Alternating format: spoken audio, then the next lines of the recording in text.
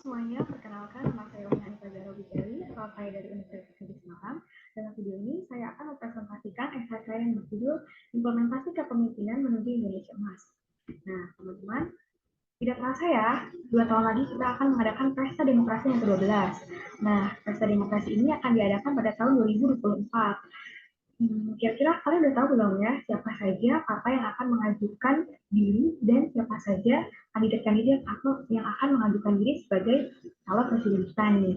Tapi siapapun kandidatnya, apapun partainya, semoga siapapun itu bisa memiliki kriteria-kriteria yang akan saya jelaskan.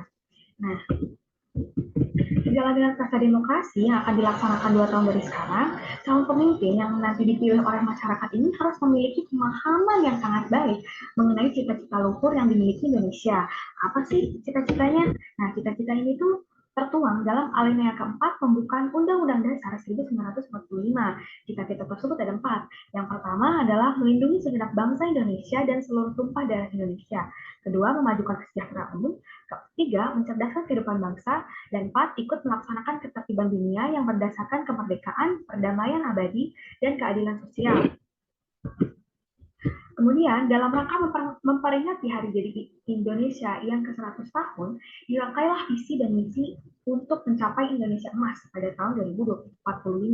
Pilar-pilar misi tersebut yakni yang pertama, pembangunan manusia serta penguasaan ilmu pengetahuan dan teknologi. Kedua, pembangunan ekonomi berkelanjutan. Tiga, pemerataan pembangunan. Dan 4, pemantapan ketahanan nasional dan tata kelola pemerintahan.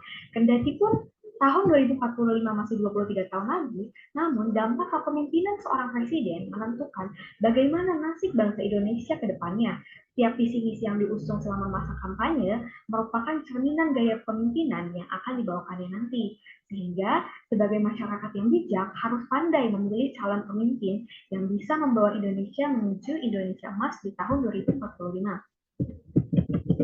Seorang pemimpin merupakan pemimpin yang memiliki jiwa pemimpin dan memiliki rencana kepemimpinan yang matang. Pemimpin merupakan agen perubahan yang bertindak mempengaruhi orang lain lebih dari tindakan orang lain mempengaruhi dirinya sendiri.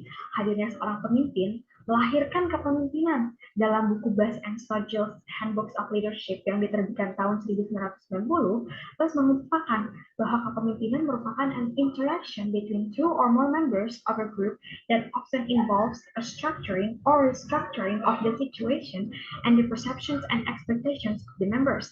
Pada bukunya yang lain yang berjudul Leadership and Performance Beyond Expectation, Bass juga mengemukakan bahwa to sum up, we see transformational leader as one who motivates us to do more than we originally expected to do.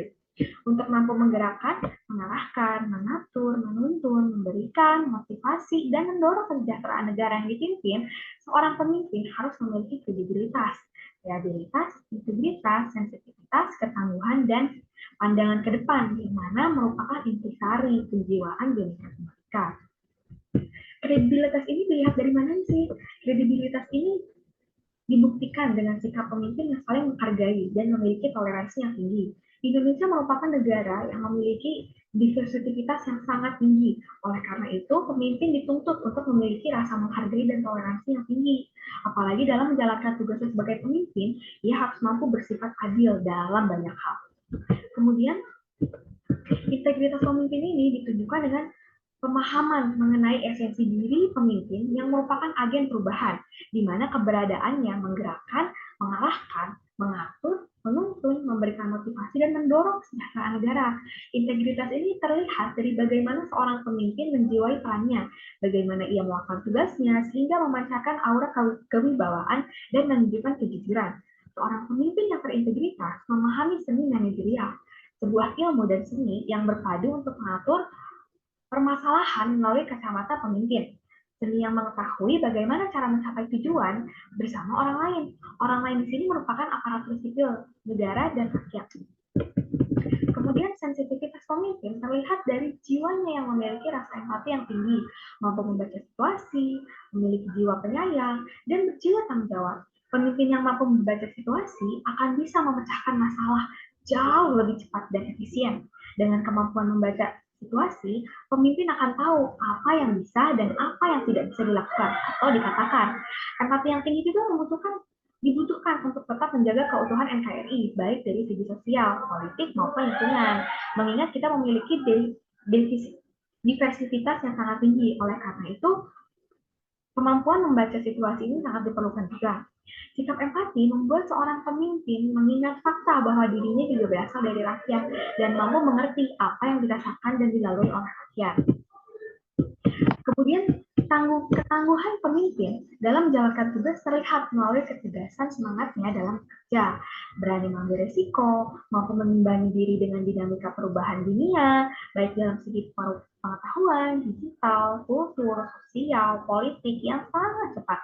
Ketegasan seorang pemimpin ini menunjukkan prinsip hidup yang dipegangnya.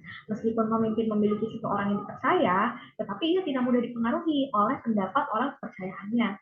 Tugasnya seorang pemimpin itu memancarkan aura karisma dan wibawa yang dimiliki pemimpin tersebut.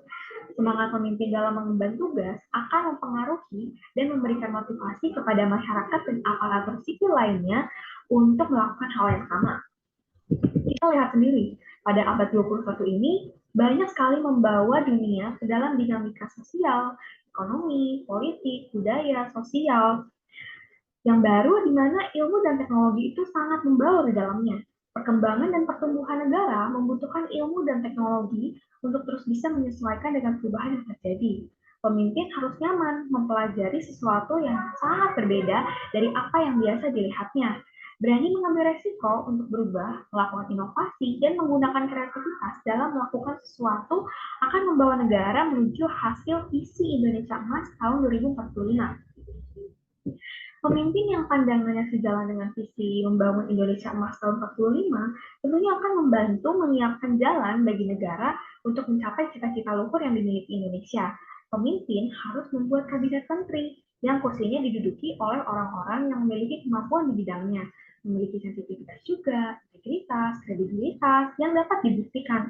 Penempatan orang-orang yang ahli ini akan membantu pemimpin dalam menyesuaikan culture lag dan social lag yang dimiliki oleh negara dengan menempatkan orang-orang yang masih di bidangnya sama dengan menghidupkan aspirasi yang tertuang dalam visi Indonesia Emas.